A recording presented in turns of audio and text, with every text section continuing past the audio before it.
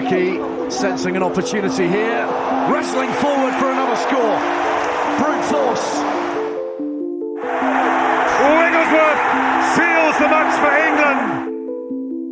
If I'm really honest, my England career is one that was probably always a slight disappointment. And that's no one's doing but my own. There's all, as a timing in sport, situations you're in. I think I'm hopefully well placed as a coach now to lean on a lot of experiences of never having it that easy. You're listening to the England Rugby Podcast 02 Inside Line. I'm Richard Wigglesworth.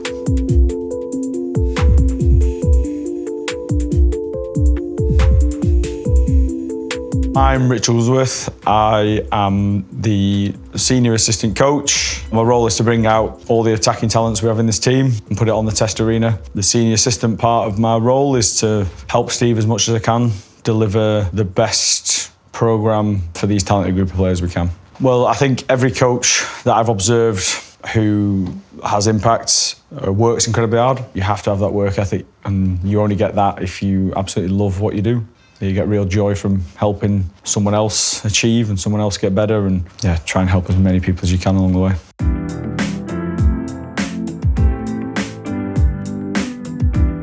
Growing up, I lived just outside Blackpool, grew up on a dairy farm. I definitely knew I didn't want to be a dairy farmer because I've seen how hard my dad worked. And the early starts and the milk rounds, he took me on a couple of those, and that was me deciding that I needed to do something else. He found rugby later on in his life and went down to an amateur club and played and just enjoyed it with his mates, and they wanted me to go to a school that played rugby. I'd never played it. I was not particularly happy about this, and as often with these things, your parents know better, and instantly was like, oh, this is the game for me. Yeah, credit to them for seeing that and wanting me to go somewhere that gave me that opportunity. I was always very small, so played 9 and 10, probably scrappy would be a word I use. I always tried to play above what I looked like, and my life growing up was intertwined with sport. I think my mum and dad definitely say that, because my mum was always ferrying me around to football matches and to rugby games, and that's where all my closest mates came from. That's what I love doing, being outside, kicking a ball about in any shape or form. I definitely like to enjoy myself, make sure there's some joy around the place, whether that's me laughing at someone else or me trying to make other people laugh. I think essential part of life, and certainly something that I want to keep doing.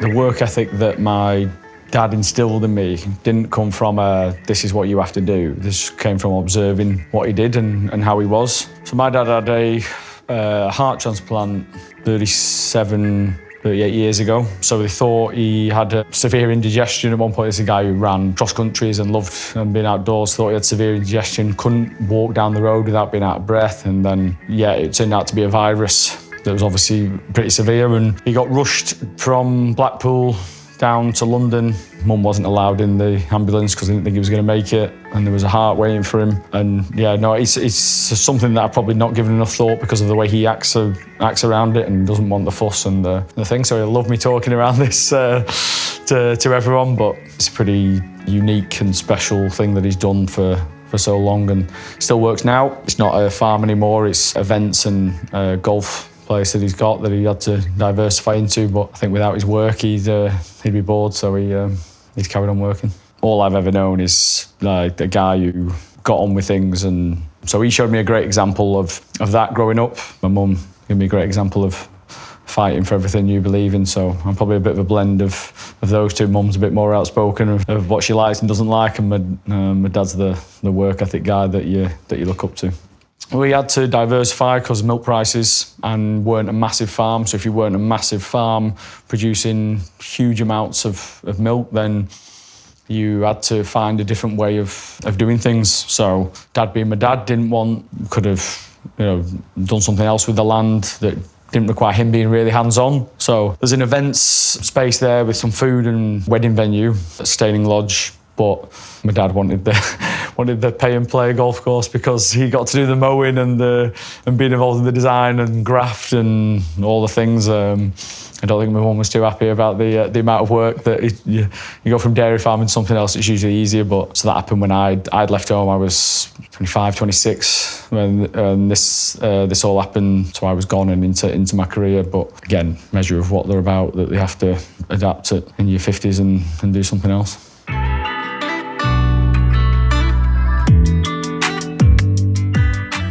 I'm Peter Wigglesworth and Richard's my son. He wasn't one of those kids that always wanted to be on the farm. He always wanted to kick a ball. He's always worked hard, whether it was when he was starting out and it meant extra training or practicing. Always gave it 100%. Doesn't like second best. He was never flashy. It was never about him. He was never the one that wanted to be the try scorer. He'd happily make a break and give somebody else a pass as long as the try was scored. I think he has the potential to be a good coach because he's come from that environment in a lot of the clubs he's been at, that you don't accept poor standards. He loves his girls, his son as well, but he has a different sort of attitude to his son. Fred gets a bit more of the rugby player banter and a bit more of the hard side of it. But I think they're everything. It's what he loves to do, spend time with his family. And what makes me proud of him, probably the professionalism and how hard he's worked at everything he's done in rugby. And he's stuck at it and he's made the best of himself as a player. And I'm quite sure that now he'll make the best of himself as a coach.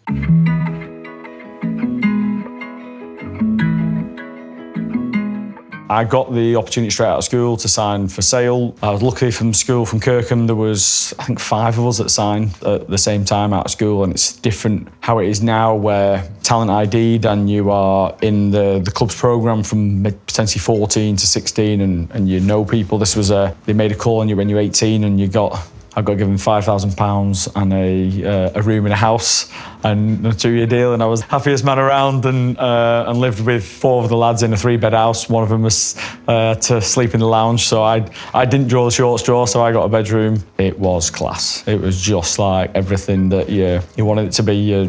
You are just working for a career. I knew pretty early on that I think there was 20 of us young lads contracted, and you're going, well, there's going to be a handful at most that gets another one and get to play. So I was just keen that I'd be one of them and I'd try and make something of it in the game. Would I have ended up back on the farm? I don't know. I wouldn't have wanted to, but it might have been the only way. In my mind, I was going to make it work.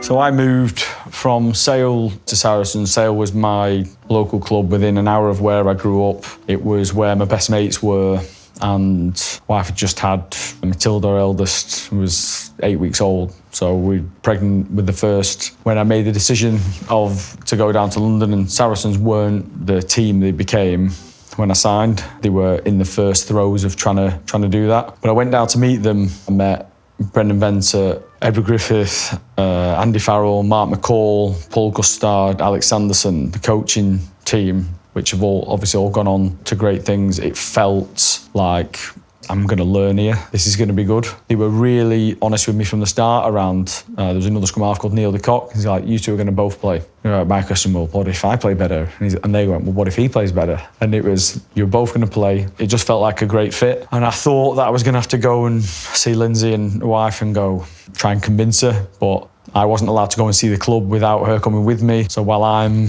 in my negotiations, she's getting taken round by a couple of wives, and this is where I live, this is what the club's like, and got in the car and she said, you're going to have to come, aren't you? It was a relief, and obviously been massive support to me, and as every sports player's family are, you can't do it without their blessing and support and sacrifice. So yeah, we made the move down to Saracens then. I thought it was going to be good, and it was just way better than good. So the way they treated us off the field, they told me this is what they were going to do. They were like, we are going to look after you so well that you want to give back to us on the field so much. And if I'm honest, I thought it was a bit of sales speak. I'm like, I'm here for the rugby. I spoke to the coaches. I think we're gonna be good. But from Nigel Ray to Edward to the guy, like, you felt incredibly invested in and looked after, cared about, like, instantly.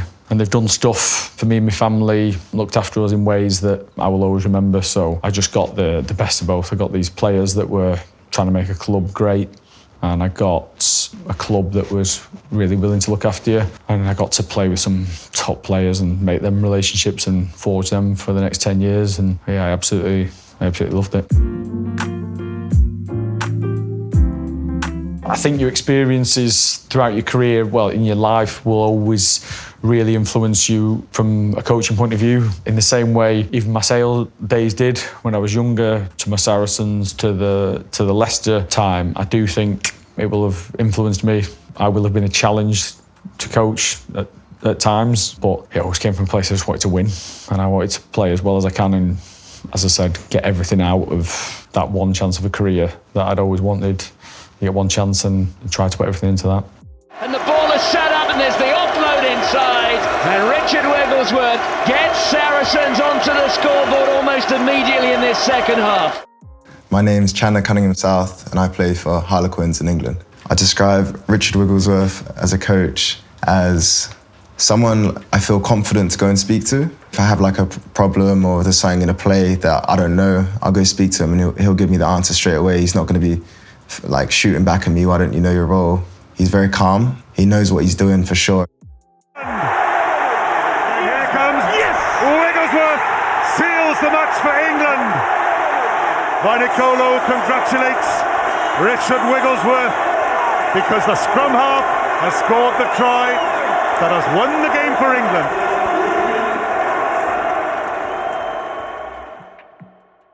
I'd made my England debut under Steve. He was England captain at the time.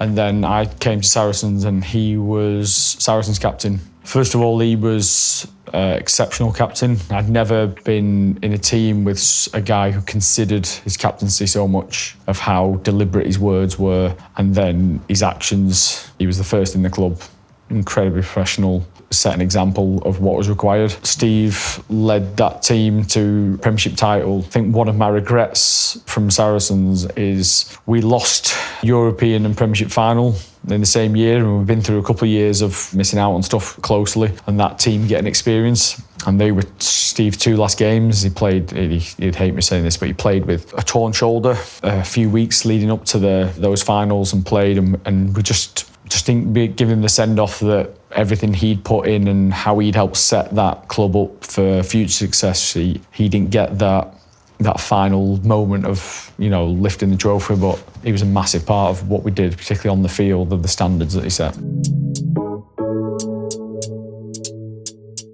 My England career compared to my club career, I think, if I'm really honest, my England career is one that's probably always a slight disappointment.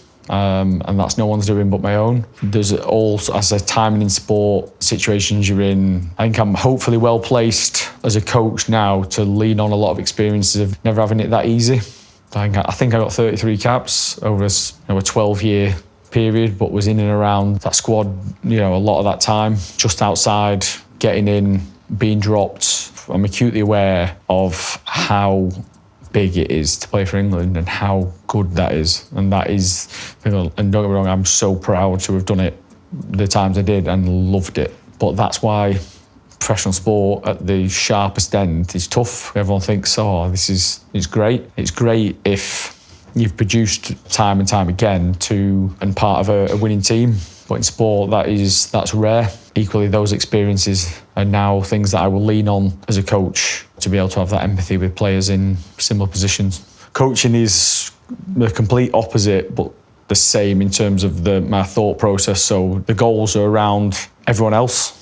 Like your career is very personal. Like you play with great teams and great friends, and you have to do it together. And coaching is serve everyone else. So how great can I make this experience for everyone else? And then my coaching career, and I want to be in this a long time, will be really satisfying if you can help players and teams play really well and win games, because you remember those moments of joy, of satisfaction, of putting everything into never mind a game, a months and years of hard work to achieve like this fleeting moment. And when you're in it, you think it's that bit that's the one that I've done it for, but it's not. It's all the stuff that you've done to get there, and the process of like the graft and the hard work and the disappointments and the great bits and the laughs all intertwined into, now trying to make people better and win games.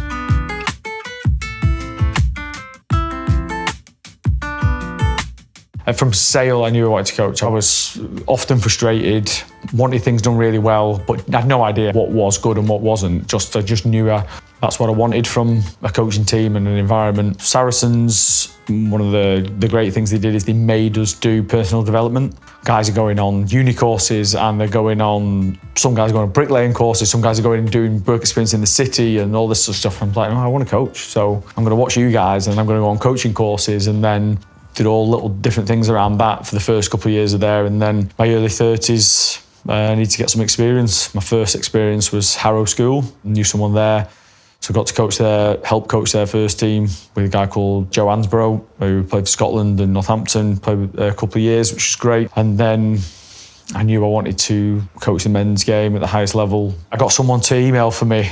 I got them to email like the clubs within an hour of where I lived. We emailed Ealing first, who were second in the championship, Ben Ward there, and got an email back going, timing actually works really well. We've just made a change. There's a slot open. Can you come down for a chat? And the week after, I was on my days off. I was going to Ealing and coaching and getting that experience, which was awesome for me because got to coach good players, a good level, really supportive club. And the end of that was 2018, 2019. I picked up a bad infection after a procedure and was out for a few months in 2019. I didn't get back in time to play well enough to get picked. End of that season, I knew I needed to be busy, and I knew I needed to do something to make sure that I was as good influence as I can and looking at the next stage of my career. And so again, I started thinking, what can I do? And as this is all happening, Kingsley Jones, the Canada coach, rings me and says, saying you're not being picked, would you mind coming and helping me? And then discuss what the role would be. I then went back to Saracens and said, can I get some time off? I promise you I'll be as fit as anyone if I come back. So I had this weird challenge of, I think I was away, it was a 12-week pre-season. I'd probably away for 8 or 9 of it. Again, Lyndsey has to put up with my ways. We just had Margot, the last baby, who was only a few weeks old, and she has me jetting off doing to Canada, and that was so good. It was like experiencing a completely different level of rugby with different expectations. I'd been in this club at Saracens where we just had to win. That's what we did. And then even Ealing, who were top 2 in that league, had to win. And then Canada was about different expectations, having a brilliant time, trying to help players get better.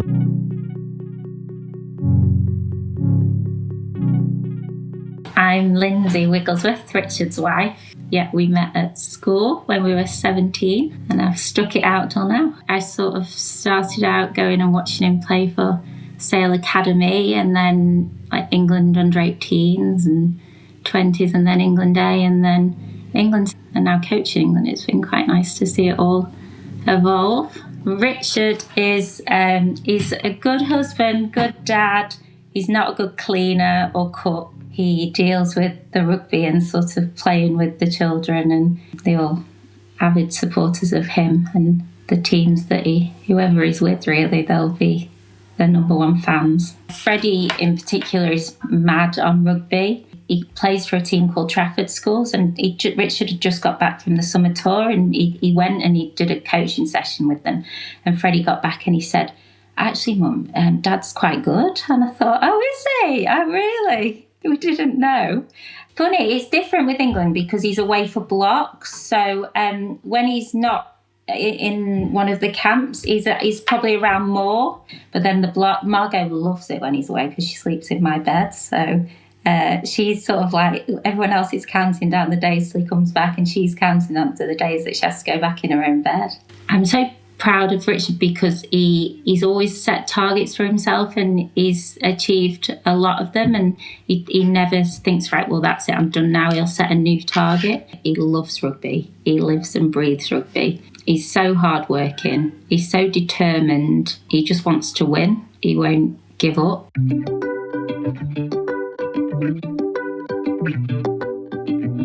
COVID had happened, the salary cap had happened at Saracens, so I was leaving them. We were going down the Championship, and it wasn't right for either of us to stay at that point. But then COVID happens, and then everything gets put on hold. So I finished the COVID season with Saracens, and 3 weeks later, the next Premiership season was starting. At this point, I had more coaching offers than playing offers because I was 37, but I was adamant that I had something left in me and that I needed to at least explore and give myself time that carried on without regret, without taking something. And then Steve rang me about something else, about some appearances, and then I asked him about Leicester. And I think I cheekily said something around the lines of, you'll need someone when Ben Youngs is away, and I really want to coach. Maybe it starts off playing and it goes to that. And the conversation went, I'll ring you back. And that was it. And then heard from him a few days later. That was 2 weeks before the game. I turned up and they'd had a COVID outbreak that week. So I met, we were playing Gloucester at home, and I met 3 of my teammates on the day of the game. It was like going back to under 12s. It was like shaking hands in the changing room because they'd been isolating and I had things. So it was one of them brilliant experiences. We went out, we all played well and ended up winning. I was meant to just then be a coach. I went to see him and said, I still think I've got something left in me. And he agreed, but said, we need you to be full-time coaching. You don't have to do coaches meetings, you don't have to do this, but we need you to commit this time. And I said, no, I'll make it work. We'll do both. And I think the benefit of knowing Steve beforehand and playing with him and then going our separate ways is that hopefully he knew enough about me to go, I believe what he says. And if he says he's going to commit to it and make it work, then I believe that he'll do it. So what I do is in a Monday session, I would tend to coach. It would be a bit slower, a bit more detail-orientated plans for the weekend, and then I'd have to run afterwards. But the Tuesday session was the high-intensity session. So if to be where I needed to be on Saturday, if I was playing, I'd have to be in that session. So I would start with a red top on as a coach and do warm-ups and pre the start of the session, whatever we were doing, and then it was whistle goes, high intensity session starts, I'd have to have my kit on underneath, so you whip that off and then you're into it. I was still in the players' changing room at that point. I just had to be really respectful to both camps. I promised the players nothing would go from this room in what we're saying. I know what players' changing rooms are like, and the coaches, nothing's going to go from here into there. Unless we're being very deliberate and presenting in front of them. So yeah, that was how it worked. That second year I was there, which was really interesting. A great challenge for me from time management point of view, to keep myself fit enough to play, to coach well enough. And then the third year I was still playing. I still carried on. And Steve left midway through the season to take the England head coach role. We were all delighted for him, but he obviously left a hole in that room that needed filling. And I then agreed, after saying no a couple of times when it was all happening, that I'd take on that head coach role until the end of the season. But I knew that meant I'd have to stop playing, because there's a difference between coaching and being a head coach, because then you're in charge of selection and those sort of things, so, and the programme and how it's run. So I think I had 2 days notice before my last game, told family, mum and dad and Lyndsey and the kids to come to the game, because it was the last time I was going to lace them up. And then Monday morning I was in front of the lads asking for the help and the support and telling them that I'd give them everything I've got. I was in the changing rooms after the game, and no one knew at this point that I was retiring, because Steve and Kev were leaving and they were going to announce that in the changing room. So it was right that they announced that, but I didn't announce that I was retiring, and because that was Steve had taken that club from bottom to top, so Kev had been a big part of it. So they announced that, but I'm crying in the changing rooms, because it's the last time I've played the game, and I've probably come across how much my career meant to me. And I've got lads asking me, going like, "It'll be all right. I know you're still going to speak to them." And I thought I was crying over Steve and Kev, and I was actually crying about myself. So I had to hold that in for 24 or 48 hours till I got in front of them. So yeah, I just had to wear that one, and yeah. So what they think of me now is, maybe they'll know the truth. Is Steve misunderstood? Probably. I don't think he'd be too worried what people who don't know him or around him think of him. I think to know him is to know that he doesn't love the limelight. and doesn't crave that. He wants English rugby and anyone who's working with to get better and be really successful, and cares about those people doing it right there, right now. So those are the people that I think he'd want to know that's how he feels and that's the way he works. And I think everyone's pretty clear that he wants the best for English rugby and all the players involved in that. So I think that's what he'd be interested in. I think if you really, really want to get better at what you do, which I think he could be the best I've seen at that, of going, I want to be very deliberate about getting better. It's definitely something that you have to be deliberate with that. Like, you don't just have experience to get better. Of course you have that, but then you have the deliberate actions of what do I want to get better at? And so over time, I've seen how deliberate he's been about that. So then the skills and the different stuff he does, and leaning on his experience and his work ethic, how he's improved and helps everyone improve around him.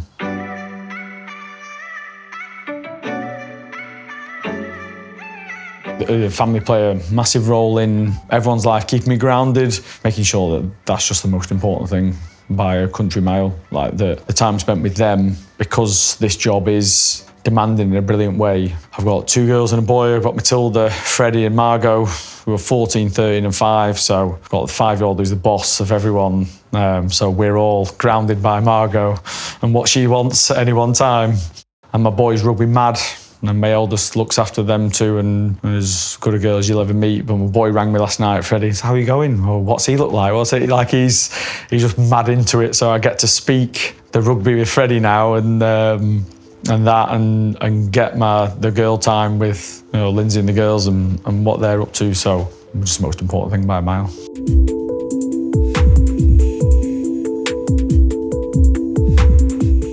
Coming up next on England Rugby Podcast, O2 Inside Line. In the Australia game, I go and do a celebration like that, we lose. I'm obviously going to be getting a bit of stick for it, for sure, but I'm so excited when I score a try. Like if I want to celebrate, I'm going to do it.